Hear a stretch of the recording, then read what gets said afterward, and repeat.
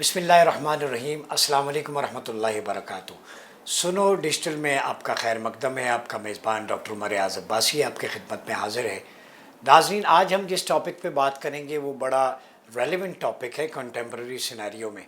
वो है concept of war in इस्लाम, जो हमारे यहाँ प्रोपिगेशन है विद इन द कम्युनिटी और वेस्ट की तरफ से कि इस्लाम के अंदर ये जो वॉर का फिनोमिना है, इससे रेडिकलाइजेशन जन्म लेती है, रिटेलिएशन है, एग्रेशन है।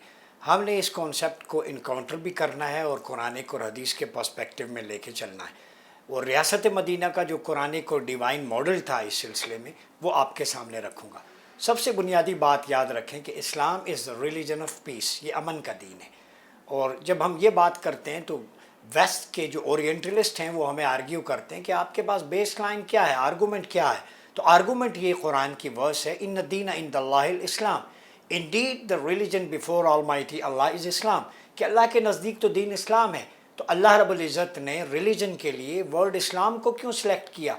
अब इसमें हिकमत जो बयान की जाती है, एक तो उसकी डेफिनेशन है अल इस्लाम हुआ तस्लीम, कि इस्लाम का माना है झुक जाना, तस्लीम कर लेना, सर तस्लीम खम कर लेना, यानी submit your authorities in front of Allah. और दूसरी है सलम से सलामती के माना में, पीस एंड सैंक्टिटी, कि आपके कॉल से, आपकी कम्युनिकेशन से और एक्शन से हर शख्स महफूज हो। जैसे कि हदीस में वाज़े मिलता है अल मुस्लिमु मन सलिमल मुस्लिमून मिन लिसानिही व यदिही। यहाँ पे एक बिलीवर की और मुस्लिम की जो डेफिनेशन है, आइडेंटिटी है, जो आप सल्लल्लाहु अलैहि वसल्लम ने बयान की है कि एक मुसलमान वो है जिसके हाथ और ज़ुबान से दूसरे मुसलमान महफूज रहें, यानी उसकी कम्युनिकेशन से, उसकी वर्डिंग से, उसकी वर्बल सेइंग से और उसकी प्रैक्टिकल एक्शन से जो कम्युनिटी के साथ हैं, उससे अगर बाकी लोग प्रोटेक्ट हैं तो then he will be called Muslim. तो मुस्लिम की जो आइडेंटिफिकेशन वो आप सल्लल्लाहु अलैहि वसल्लम ने कर दी, जो इस हदीस के दायरे में आता है वही सच्चा मुसलमान है। फिर यही नहीं, इसको ग्लोबल कॉन्टेक्स्ट में आप देखें तो आप सल्लल्लाहु अलैहि वसल्लम ने फरमाया खैरुन्नास मन यनफउन्नास, the best among people who is source of benefit for the people.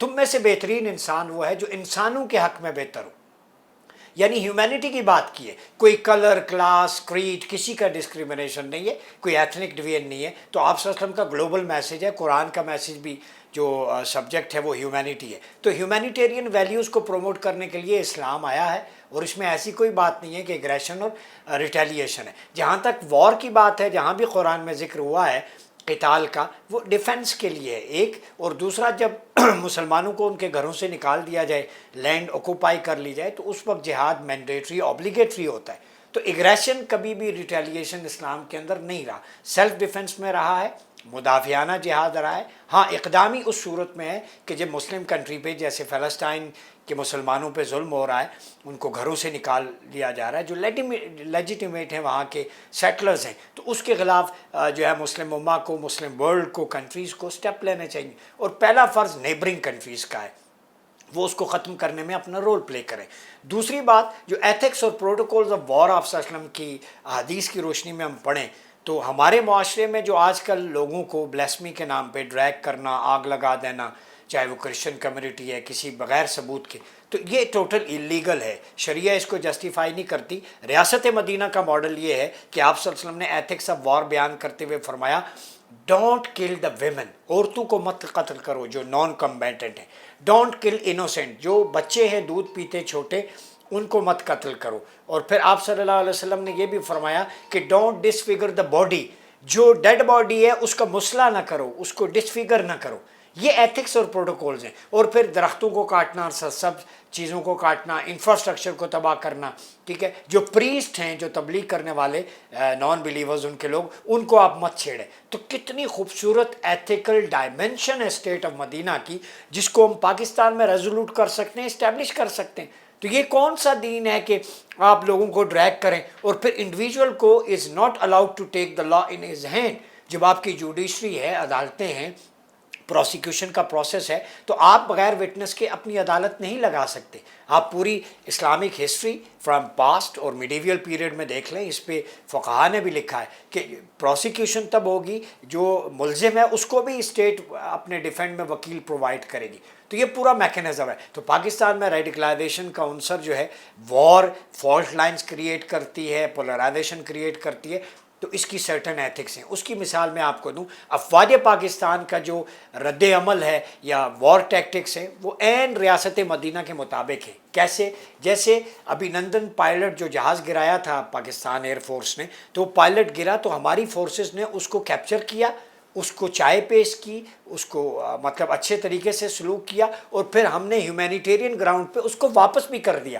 تو افواج پاکستان تو ethics and protocols of war provided by prophet Muhammad صلی اللہ علیہ وسلم اس کو جو ہے پروموٹ کر رہی ہے. تو جب آپ کی فوج اس پہ عمل پیرا ہے تو عوام کو بھی چاہیے کہ سیکھیں جو آپ صلی اللہ علیہ وسلم کے پروٹوکولز آف وار ہیں ان کی روشنی میں. ورنہ سوسائٹی میں جو ہے وہ ایک ایگریشن اور وائلنس سے کبھی بھی سوسائٹیاں ڈیولپ نہیں ہوتی. ہمیں ڈائلاگ بھی ساتھ لے کے چلنا ہے. اس میں تعلیم اور تربیت کی ضرورت ہے کہ defiling of the holy Quran نہ ہو, اس کو روکا جائے. کچھ شرپسند عناصر اپنے مضمون مقاصد کے لیے کرتے ہیں, پوری سوسائٹی لپیٹ میں آ جاتی ہے. دوسری بات بلیسمی لا, اس میں جو سبسٹینشل لا اور پروسیجر لا, سبسٹینس پہ کوئی اعتراض نہیں. سیدہ مریم, سیدنا عیسیٰ علیہ السلام, آپ صلی اللہ علیہ وسلم, جتنے بھی مقدسات ہیں ہمارے اور تمام ادیان کے, ان کی اہانت یا گستاخی کی جسارت کرنا وہ ایک پنشمنٹ کے دائرے میں آتا ہے. اس میں ڈیتھ پینلٹی بھی ہے, اس میں لائف امپریزن بھی ہے, فائن بھی ہے. وہ آئین پاکستان میں 295C 298A B C میں درج ہے.